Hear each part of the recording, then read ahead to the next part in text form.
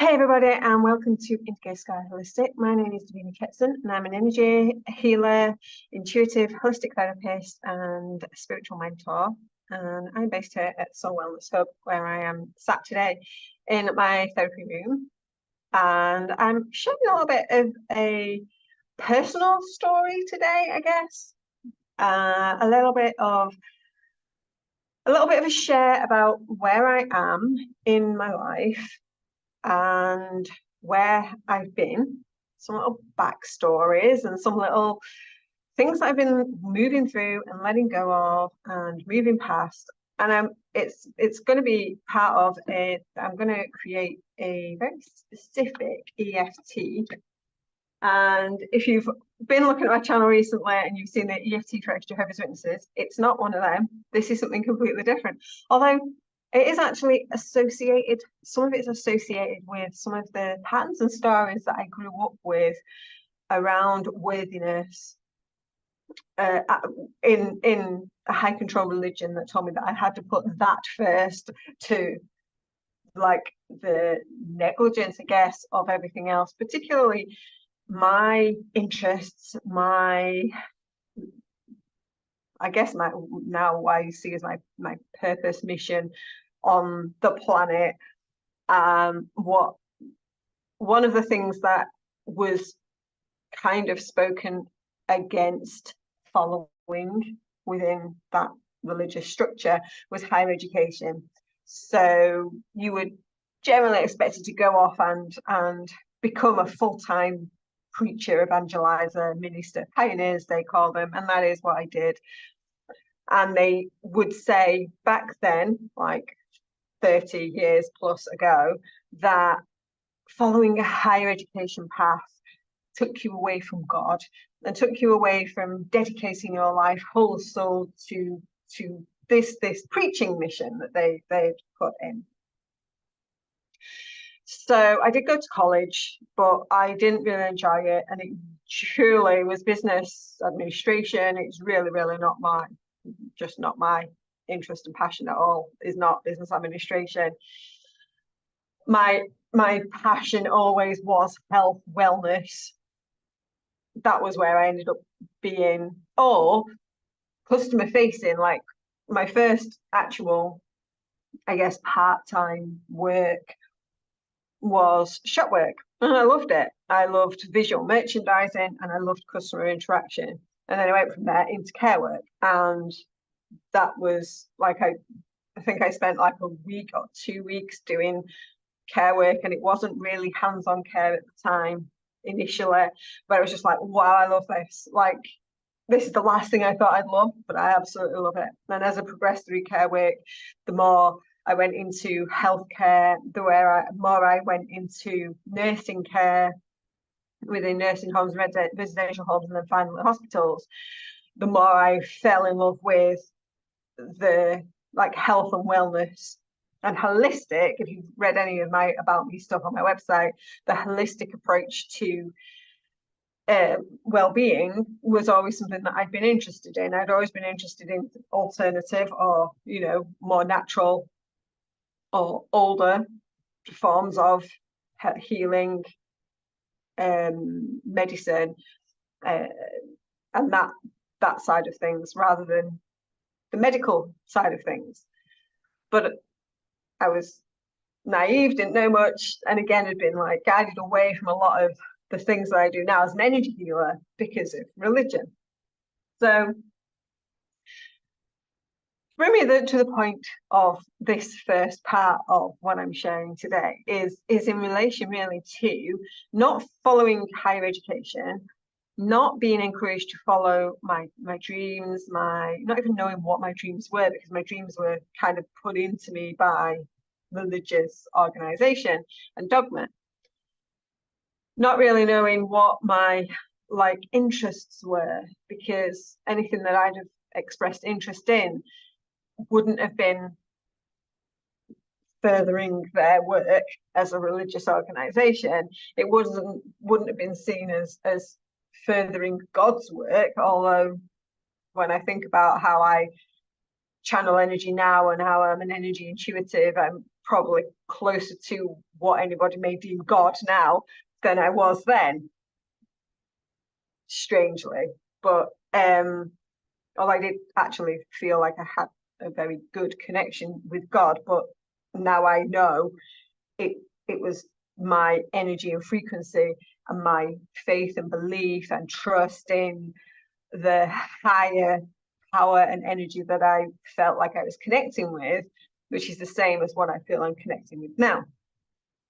Because of this like discouragement from following your dreams, if you like had an aspiration or a dream to be an astronaut or be even a doctor, or even as my desires to be a nurse. I had a friend who studied nursing as a mature student, and even that, going to university and doing that, it was kind of frowned upon. It was kind of like, you know, not something that was encouraged. Even as a mature student, to go off and be going to university and studying a nursing degree was literally like, you know, not encouraged. So if you wanted to go and say, you know, I want to be a doctor or I want to be a lawyer, they would have basically discouraged that sort of studying. And lots of people who did choose to study academically would, well, leave the religion, I guess, because they became more studious, more academically aware, began to, I guess now I know it's released some of the brainwashing indoctrination that's there. Because when you're not actually sat in front of the thing that's brainwashing you week after week, you begin to wake up, you begin to see different perspectives and different points of view. So this was something that was so discouraged that to follow a academic path or to follow a passion or an interest in something, being discouraged. Lots and lots of people who are very good, devout Jehovah's Witnesses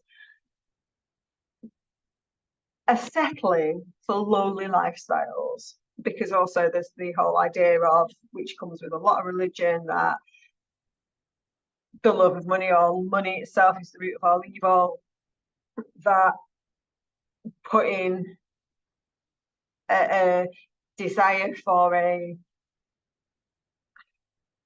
successful and bountiful, I'm going to use those words, but they would deem it as materialism and deem it as being like wanting to have like worldly goods, and they'd make that out to be something that took you away from God.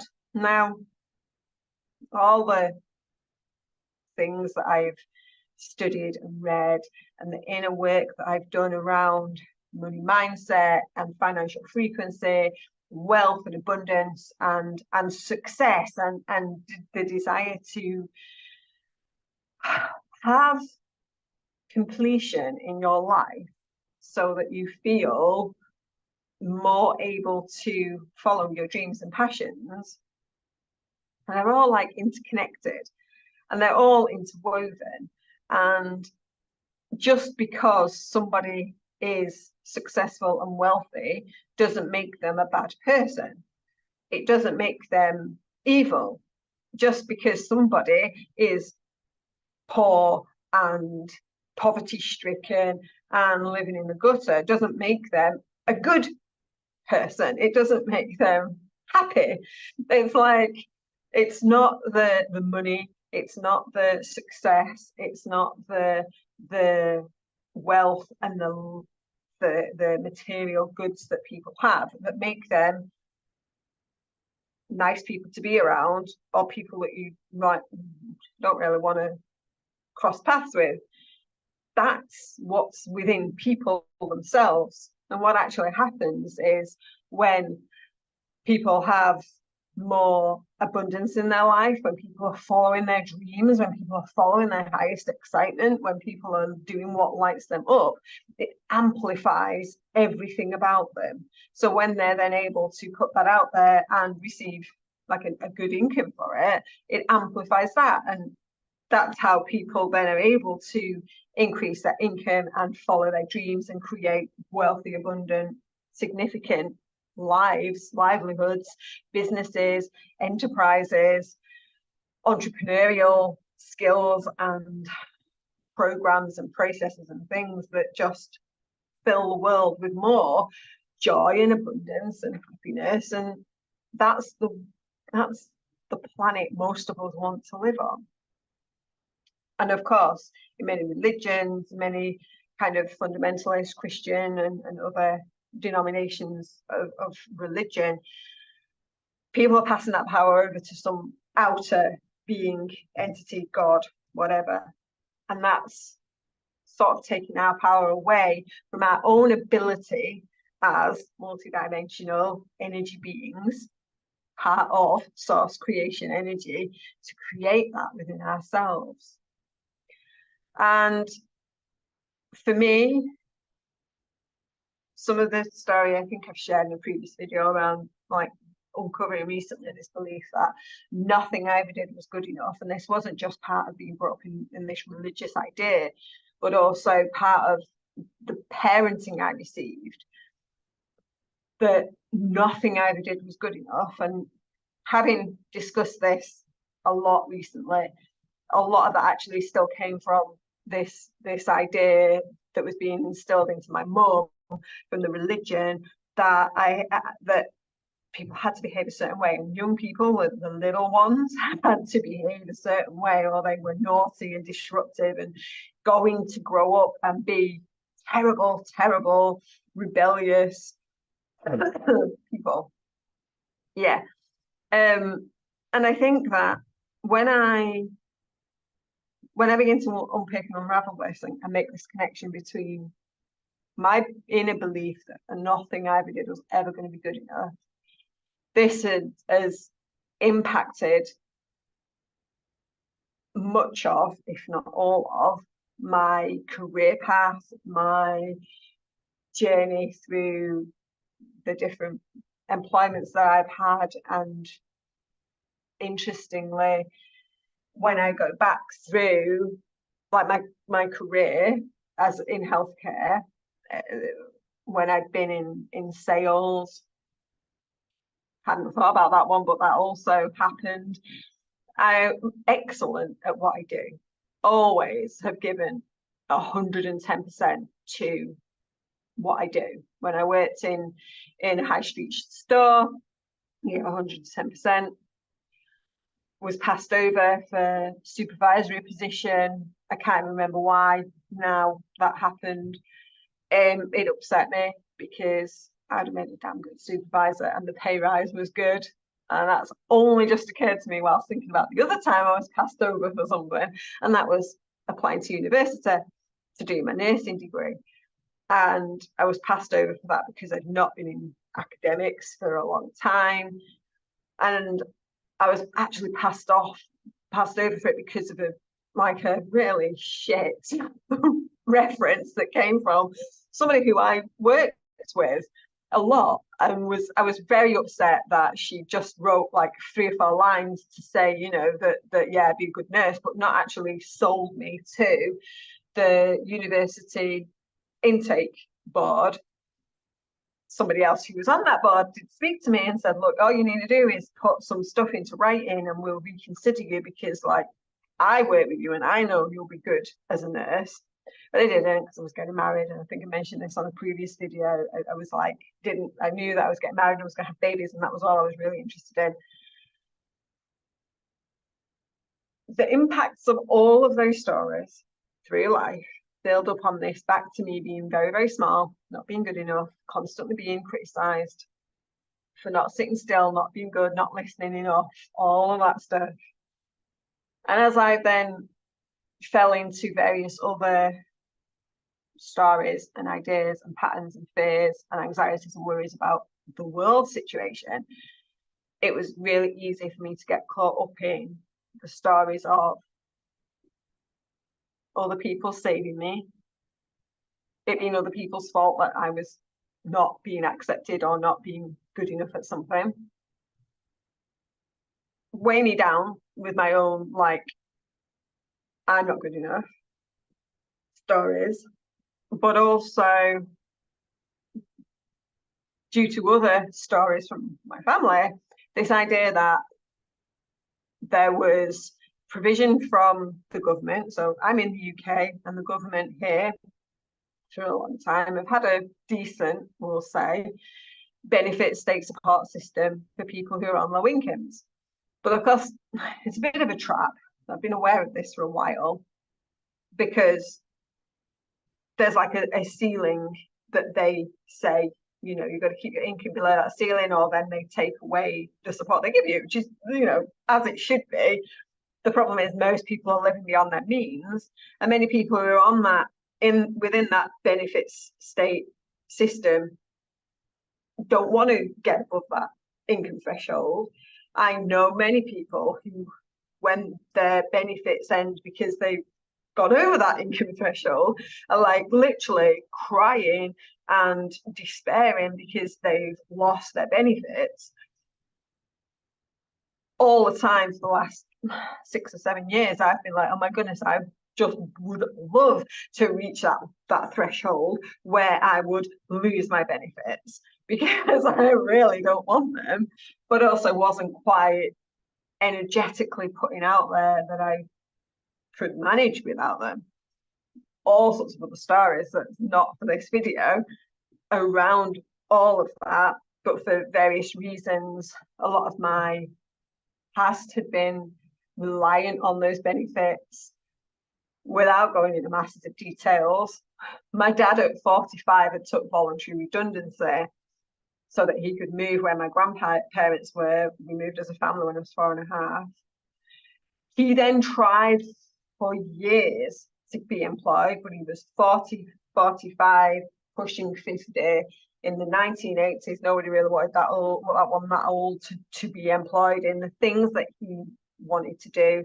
He did so much. I watched him literally fall apart doing so much. But again, this is all stories then that I'm taking on myself of how hard he worked, until eventually one of my sisters, who was disabled, was at a point in her health where he could become a carer for her and they could let that go. But again, that's still depending on state benefits to financially provide for the family.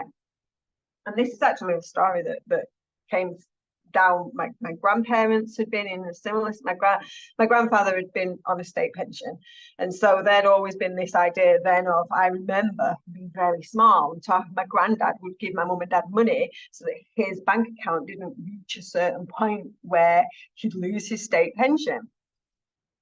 And these are all stories that we take in subconsciously and unaware when we're small, that we don't necessarily understand until we get older. And these were stories that were literally a part of my very essence and my very like ancestral pattern story. Because, you know, my parents, my grandparents are my ancestors on the very like nearest level.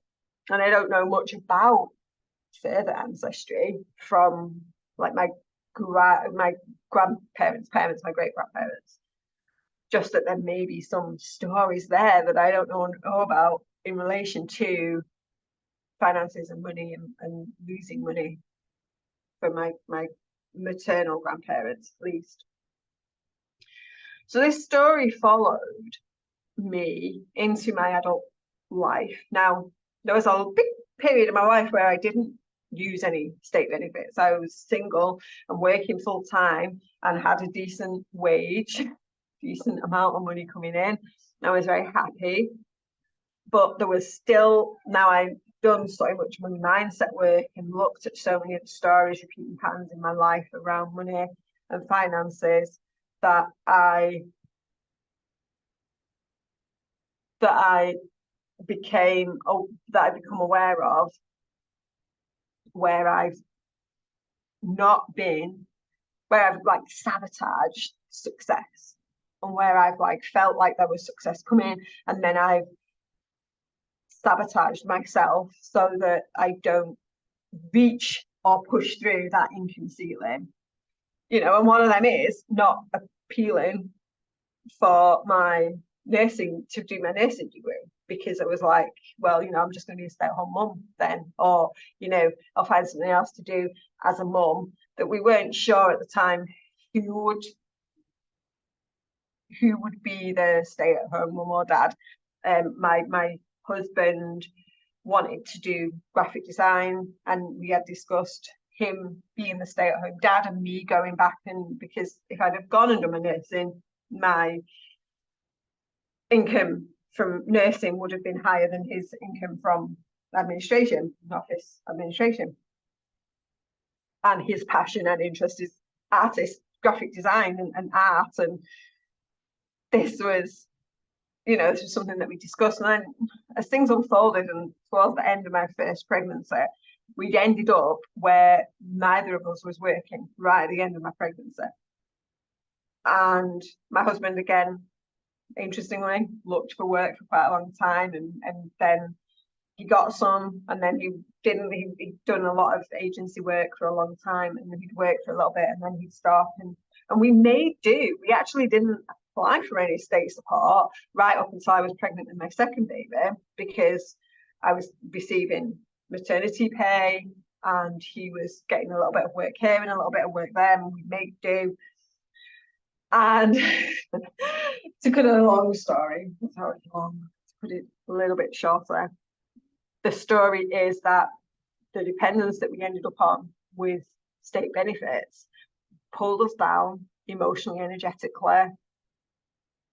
I attribute some of that to why I ended up really struggling with my mental health, physically gained weight, even though I wasn't actually eating very well at all. And when I say not eating very well, I don't mean like I was eating loads of stuff that I shouldn't be. I was just not eating, and yeah, I gained weight. But that's for another video. I think I might have mentioned it in a video that's in my EFT support resources on my website. And the whole trap of it, where you don't want to get that much because then you'll lose the money, which you'll come to in a minute, is a trap. It's literally holds people stuck at this like low income level because they actually hate the work that they're doing anyway, don't want to do more of that work because they're not following their passion, they're not following their interest. They don't realize, most people don't realize that you can actually make a very, very good living by creating a livelihood through doing your interest, your passion, your excitements, following what excites you. This is why there are millionaire YouTubers out there creating content, doing things that they absolutely love, and creating 6- and 7-figure incomes from that, because they're literally following their bliss, following their joy, following their excitement. And there are provisions in the world today that enable people to get paid for doing that. And that's phenomenal. And I think that's what we should be teaching young people, is how they follow your passion and your interest so that you can do that. But undoing a lot of these money stories is actually really, really important too, for ourselves, but for them. And part of the reason why I've done so much on my money stories for the last 6 years is because I don't want to pass my money stories on to my girls. I want them to know that they can be wealthy, be abundant, have whatever they want in their lives without it being down to how much money is in the bank or worrying about that, because the earth is abundant. Everything that we need is provided for, and 5 years is actually mismanagement by various aspects of humanity that have made things difficult. And this isn't like to diss, again, we're not dissing the wealthy people who've got the money, because we give our power away to them in a lot of cases so that they have that control. And that's why we take our power back by building up our own resources and seeing the wealth and abundance that's around us all the time, from the planet, from each other. And we exchange that wealth between ourselves so that we don't need those other things, including state benefits provided by governments to keep people playing small, because they don't want us playing big. They don't want us playing big, which is why they do it. Give you a little bit of something, but don't get too much. Give you a little bit of help, but don't get too much. Because if you get too much, then you're losing it. And that's what I want to come to now. Is this year, anyone who's in the UK knows that there's like changes in the benefit system been going on for a few years, from one type of benefit for people who are working on a low income to a different type of benefit. And this has caused so much stress. It was actually the root of some of my stress 6 years ago, and I started doing all of this work maybe 7 years ago, because that is a very different benefit system to the one that we've all been used to here.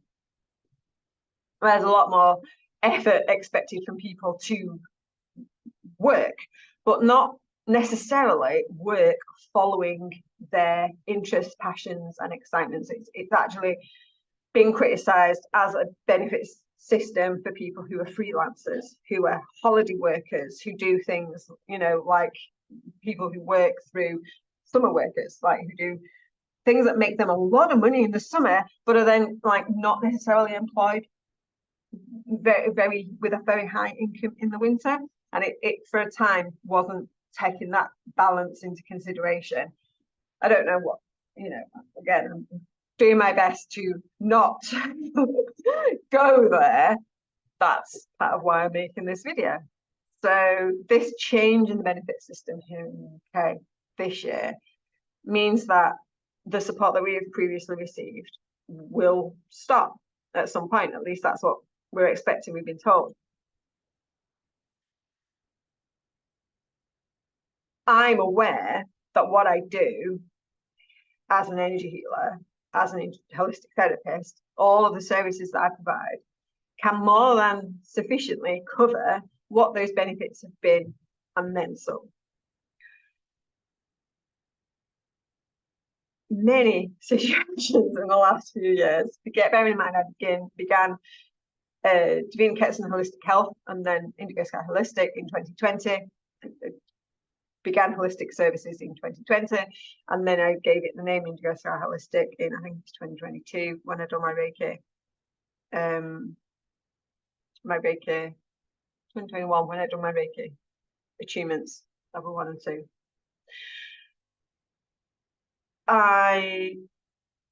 There's been a lot of situations that have meant that I'll increase my income slightly and then kind of sabotage myself so that it drops again. And I increase my income slightly and be like, yeah, no, we will be able to, 6 months down the line, we'll be able to ditch these benefits, and we'll be able to be without them, and then sabotage. And I've done that cyclically a few times in those 4 years since 2020. This change this year has made me sit up and look and go, right, I have to stop identifying as somebody who is dependent on these state government benefits. I have to identify as, because for so much of my life I did identify as being on them, I have to stop identifying as somebody who relies on them. If they are there and they top me up, which is kind of what the idea is, and which is why I don't generally, I'm not going to sit here and say they're wholly a bad thing. I've learned to, and I think a big part of the journey has been deeply appreciating and loving them and being so thankful that that money is in my bank every week, rather than being in the state that a lot of people are in, where they actually end, where I, 10 years ago, I've got Facebook statuses where I was hating them, where I was like criticizing them for not coming in the bank on time. I was criticizing having to renew them. I was criticizing this and criticizing that.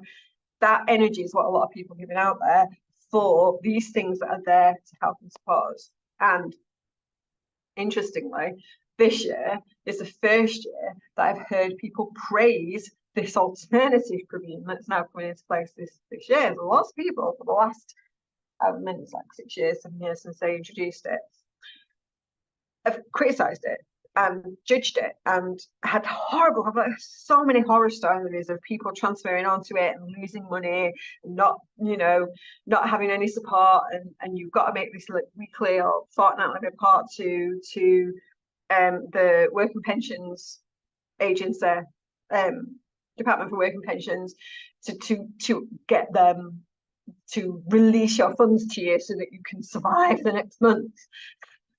And this year, for the first time, I've had some really good reports back from people.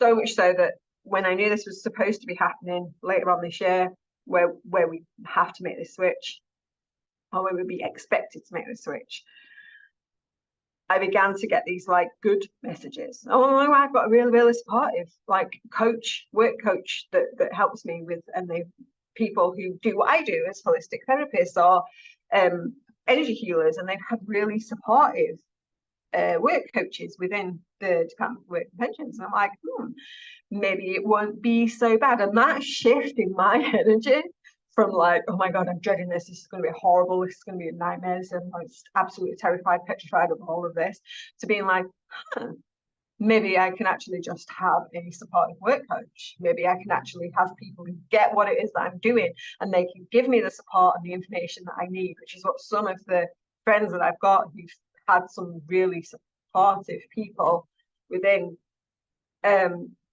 Department of Work and Pensions have like really got help and support to actually create an income that's growing while still receiving the universal credit, state benefit is what it's called, to help them. So like, right, okay. And that shift changed everything.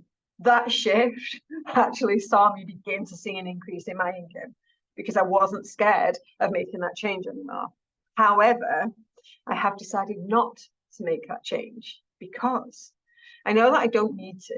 I know that I can actually generate enough income from Indigo Sky Holistic, from all the services that I have available, all the knowledge that I've got that I can give to other people. I don't need to work myself into the ground even to make that difference from what we've received from the tax credits, is what it's been called, and my income, to cover that so that we can pay rent, pay bills, buy food, buy clothing, support my girls with their home education, and do all of those things without having to report to the Department of Work and Pensions every week, every fortnight, however long it is, what my income is, so that they can give me permission to have more money, just to top me up as well, because that is I expected to live off that.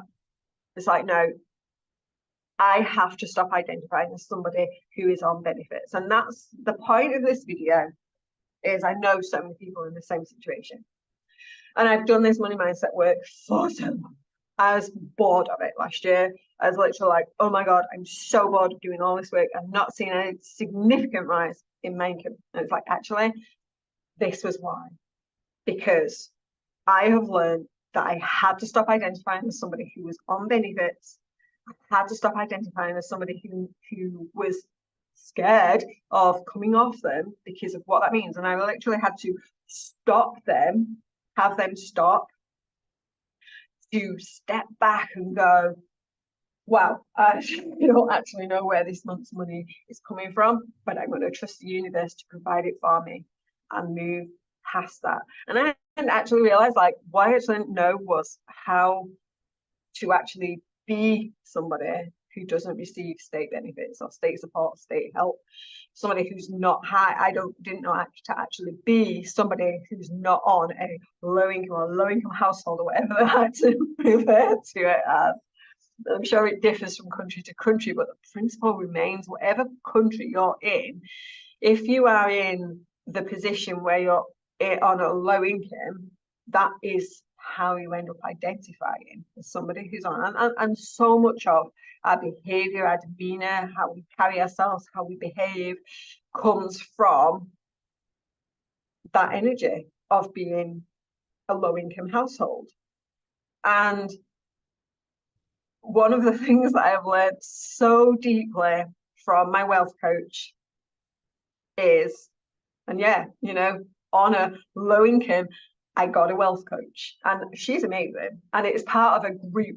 So it's not like it's actually doesn't break the bank every month to be part of this collective group where I have this wealth coach. And, you know, she's amazing. I'm going to drop that link down there because this membership has I've been in it for a year, and this membership has significantly changed my life because of how I feel and act, because of that collective group has really changed everything. And I think for somebody who could still identify as being on a low income if I wanted to, right now, right in this minute, it's like to actually be able to go in there and go, but I can identify here as somebody who's wealthy, prosperous, who's practicing being that, even though I might actually still, to all intents and purposes, if you could look at my physical reality, seem a little bit like that's not who I am yet, has made all the difference. And what I learned through that was I had to drop a lot of the identities of myself in that low income vibration, frequency, energy, being. I had to drop that. And I had to start thinking more and acting more like, and I've learned how that looks while still only having £300 a week. I learned how that looks and how that is. And the more I did practice embodying that and changing that, and that was then what made me flip the switch in my brain that went, so I have to identify as somebody who is self-sufficient, who is bringing in the income from her livelihood now that covers all the necessities. And that's like, to cover the necessities, that's not a huge amount of money. Maybe because I've learned to live that way. And that's going to be the next, that's going to be the next step up. is shifting that energy from like living just for the necessities to living a little bit past that, so that there's money that can be saved. There's money that can go into emergencies or big changes. Not emergencies. We're not manifesting emergencies. Big changes. You know, I put a crack in my induction hob to be able to replace that and not be worried and not be like, who's responsible for this, my landlady or me? Who's responsible for sorting out the decorating or the flooring or the anything else that's going on in the house, to be able to just be able to put that in and not just be barely getting by with the necessities. So that's going to be the next step up. But for now, I know that Indigo Sky Holistic can cover my necessities, the income that I receive from that, without burning myself out and without actually asking for dramatic huge amounts of money from the people who come to me. My EFT groups are £11 a week. They're £11 a session. They're £11 a group. That's something that's totally doable. Even if you want to come every week for a month, it's £39 to come to every session and get all the resources. Or you can just get all the resources for £33. Like, that's going to go up soon, by the way, as well, because there's more resources dropping in there. But anyway, and I've learned as well how to create something for somebody who identifies as this low income on this low income stream, to be able to say, right, well, I can provide you something that gives you what you need, that's supporting you, that you don't have to feel like you're overstretching yourself financially.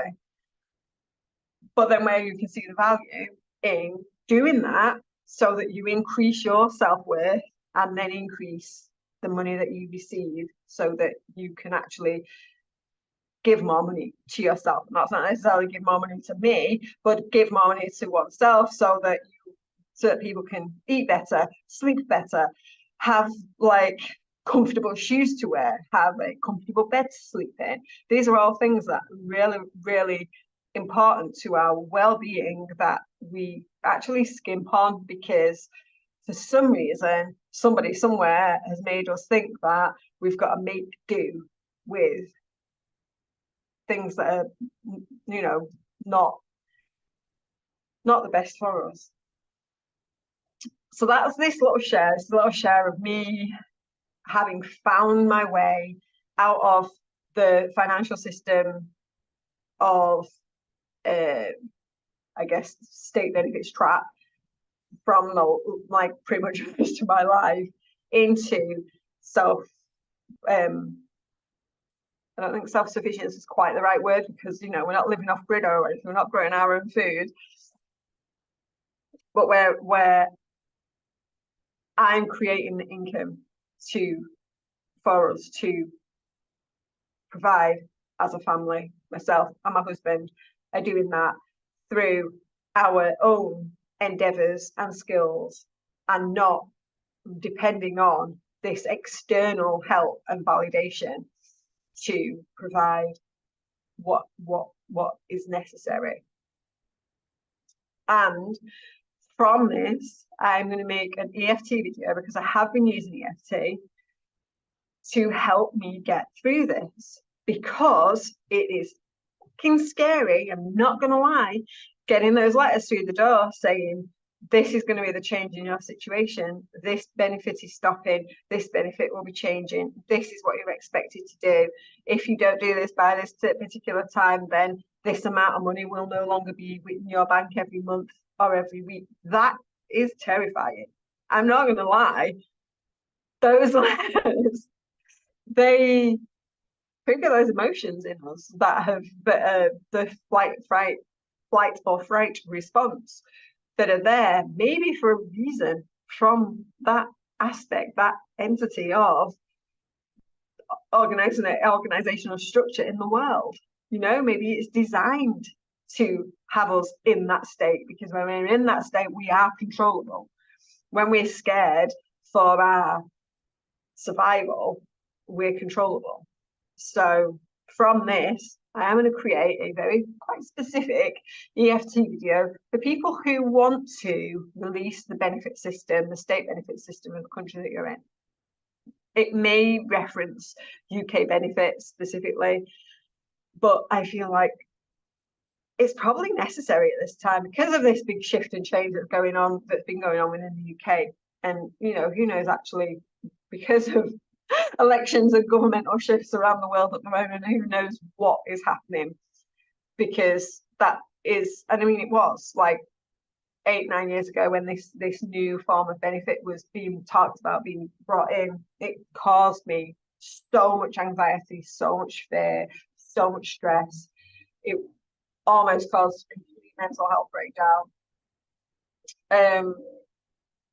It would have done if I'd not have actually started putting the work in to bring me to where I am now. It was terrifying. And so I want to create some EFT to help with that, just not necessarily to make it all perfect and amazing and you know, so that you can suddenly go from relying on universal credit for every morsel that you're able to put into your mouth to having a 6-figure business.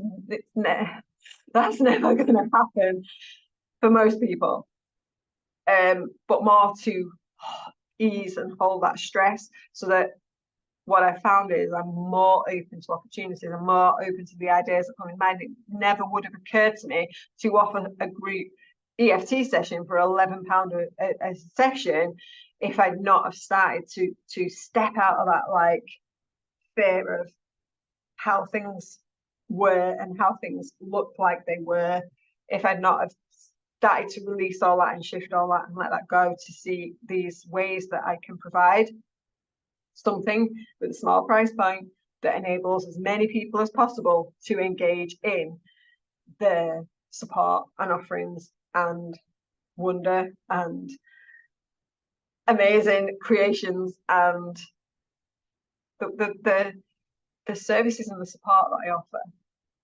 It's so powerful and so amazing when you can step out of that and into your next level of being, whatever that is, whether it's with something health related, physically, whether it's an emotional or mental trauma from your past, whether it's releasing the dogma of a religious organization, whether it's post-traumatic stress, whether it's abuse, whether it's addiction. These are all things that all of the tools that I have support people through and out of, so that they can begin to see the excitement in life, the potential in their own being, like in to be able to see your own potential to create a life that's fulfilling for you. That's a gift that I can provide support towards through the tools that I've got, because that's what I've done in my own life, and that's what I'm here to bring people to, especially really busy, overwhelmed, overworked mums and dads, because that's what I can, that's what I can identify with from my own story. I have been the overworked, burnt out, stressed out mum, trying to run a business, overwhelmed, stressed out by the government's changes and systems, and trying to do what's best for my own family whilst seeing aspects of the world make it look like it's falling apart. That's where I can speak from, because that's what I've done for myself, and that's what I'm here to provide and offer support with. So love to know if you found this helpful, what your thoughts are on it. If you're watching this on YouTube, please do give it a thumbs up, subscribe to my channel for more videos, especially for that EFT for benefits release, if that is what you find going on for yourself at the moment. And I do have a 6-month offering, Rest, Surrender, Trust, which starts now on the autumn equinox, because it was going to start on the new year in September, and suddenly I was like, no, hold on, autumn equinox is a much better time to start it, because it's that midpoint of the seasons, the daylight and the dark, and we're moving into, as we go into rest, we're actually moving into those darker nights. And when we go into the surrender part of it, we'll be in the darkest part of the year, where everything is surrendering to know that things are going to get better as we move in back into the light again. So starts on the 22nd of September. Highly recommend coming and jumping into that 6-month process with me live. I'll be there for fortnightly, at least fortnightly Zoom calls, where people can jump in and join me and ask questions and get some support and mentoring and coaching through whatever's going on for your particular situation that might feel like, resting is the last thing that you can do. But it will also be available after I've completed the first, this 6 months of recording all the content on live streams. It will then be available as a evergreen process on my website as well. So that is, that's it. I'd love to know what you think. Drop any questions, any thoughts, any feelings, anything that's come up for you watching this. And if you're looking to get out of that benefits trap right now, be sure to subscribe so you can get that EFT for benefits, and get in touch, because I think this is something that is really needed to get out of that low income mindset that is keeping so many people playing small, who deserve a bigger voice and a bigger piece of humanity's recognition, because each one of us deserves to be seen more for our skills, talents and abilities, and our wisdom and our knowledge. And that is every one of us deserves to be seen more by those who we can help and support with our unique talents, gifts and experience. Thank you for watching, and I will see you again very soon. Bye.